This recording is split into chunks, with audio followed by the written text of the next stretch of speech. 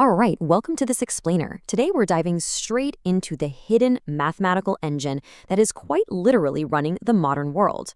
We're talking about maximization problems. So whether you're gearing up for your CBSE Class 12 math board exams, studying for JEE Main, BitSat, NDA, or honestly, if you're just fascinated by how the real world optimizes itself, you are in exactly the right place. Let's get into it. Think about it for a second. How do massive companies actually maximize their profits? Or how do engineers manage to design the absolute strongest possible bridge using the bare minimum amount of material?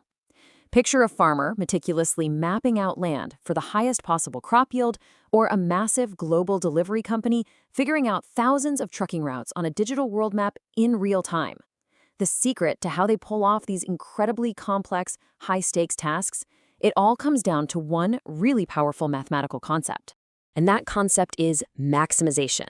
Put simply, maximization is the art and the science of finding the absolutely largest value of a specific objective while navigating some very real restrictions. We're talking limited budgets, ticking clocks, or finite materials. It's not just some abstract textbook theory, It's a highly practical toolkit for extracting the maximum potential out of basically any situation.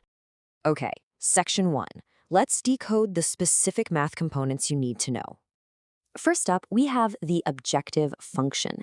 This is the whole point, your main goal. Think of it like a formula for a company's total profit based on the number of products they sell, which we'd represent mathematically as z equals f of x. And right alongside this function, you've got your variables. These are the unknown quantities that you actually get to control, like, say, the length of a fence or the exact number of units moving down a manufacturing line. Now, this brings us to the two distinct types of scenarios we usually face. First, calculating things in a totally perfect environment with zero limits, we call that unconstrained maximization. But let's be real. Compare that to navigating actual real-world limitations. That's constrained maximization.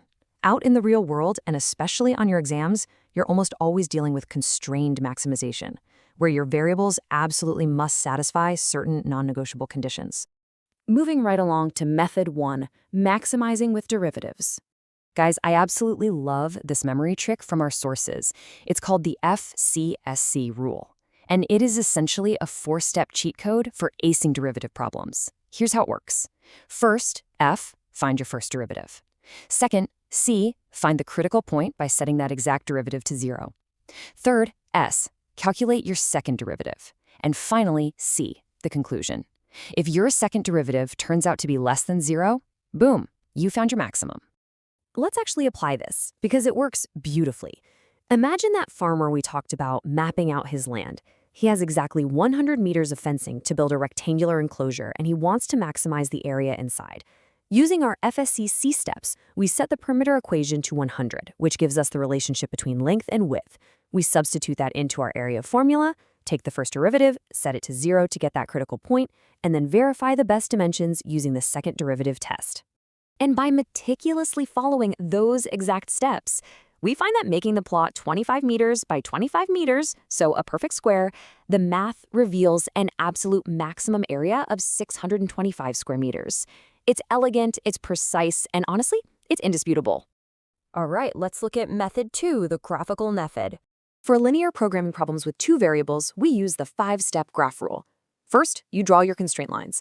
Second, visually shade in your feasible region, that is the specific area where all your constraints overlap. Third, pinpoint the exact coordinates of your corner points. Fourth, evaluate your objective function at every single one of those corners. And fifth, you just pick the largest resulting value. The maximum is literally always hiding at one of those boundaries. Let's see this in action.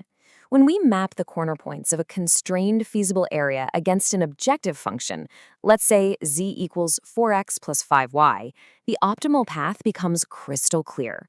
We just plug our corner coordinates right into the formula and compare the final results.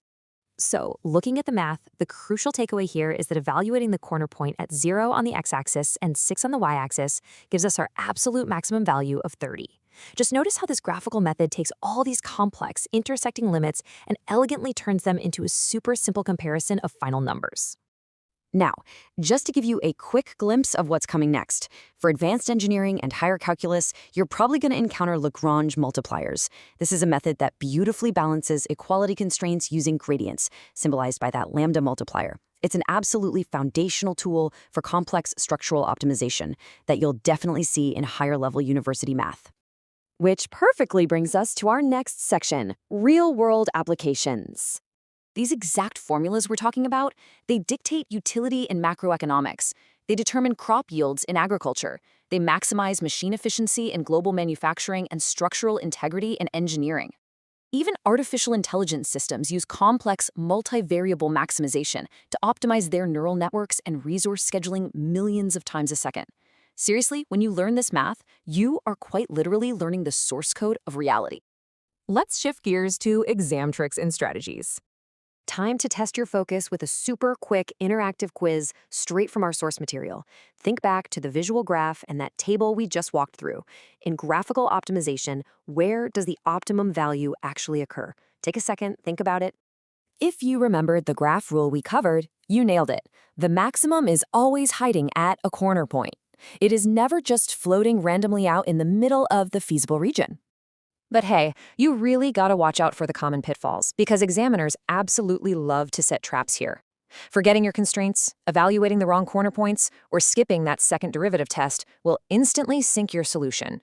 You have to verify that your critical point is actually a maximum and not a minimum.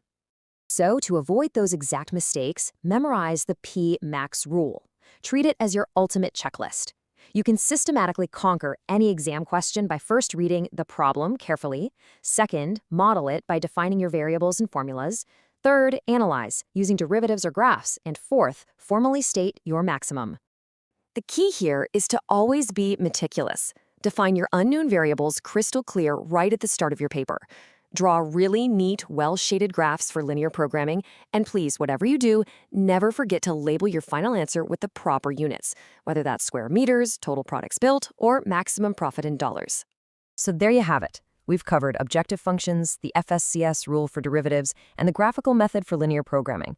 Once you fully realize that this classroom mathematics is the actual secret engine running our world, the only provocative question left is, armed with the exact same formulas used by CEOs, top-tier engineers, and AI, what are you going to maximize first?